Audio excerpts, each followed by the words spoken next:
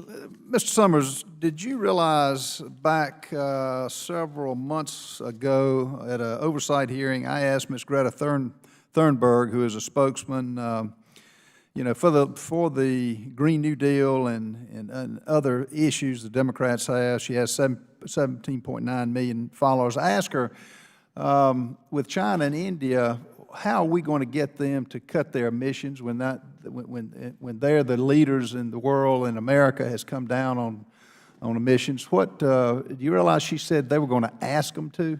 Is this a proper response, in your opinion? Thank you, Congressman, for your question. As you know, the United States accounts for about 12.6% of world emissions, and our emissions continue to go down year on year. China's emissions account for about 32.6% of world emissions, and their emissions continue to go up. The key point is that, yes, climate change is real, and that we need to step up to the plate and do what we can to address the climate challenge. But at the same time, this is a global challenge.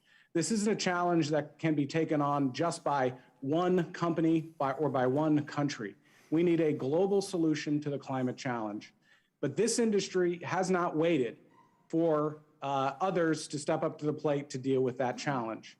In fact, earlier this year, the American Petroleum Institute put forward a very forward-looking position on climate change in API's Climate Action Framework. And the interesting thing about that framework, Congressman, is that it's not just about what we're asking the government to do, but what the industry is committing to do to reduce climate change over time. And we're proud of that forward-looking agenda. But as you point out, this is a global challenge, and the world's going to continue to demand oil and gas for the future. The question I think lawmakers have to answer is whether the world's going to get that oil and gas from the United States, where it is produced cleaner, better, and safer, or whether they're going to get that oil and gas from countries that are hostile to American interests. I think the answer is clear from our perspective. And this administration is content to get our natural gas and oil, as Mr. Jordan said, and paying ungodly amounts in the future if we can get gas from countries that don't like us. Does that make sense to you? Congressman, thank you again for your question. Does that make sense? No, sir. No, and nor does Greta Thunberg's answer, which was a Pollyannish answer saying, yes, we will ask them to be nice. It does not make sense. Mr. Summers, isn't it true that most of the raw materials and manufacturing capacity for renewables necessary to execute Biden's zero emissions goal comes from China? That is the case, Congressman.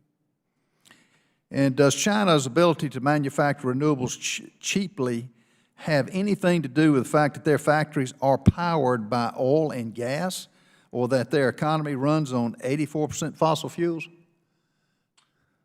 Congressman, the Chinese economy continues to expand not just oil and gas infrastructure, but in fact, based on the data that we've seen, China is adding a coal plant a week. Their emissions continue to go up while American emissions continue to go down, mainly because the United States has made a fuel switch from coal as the primary source of power to natural gas.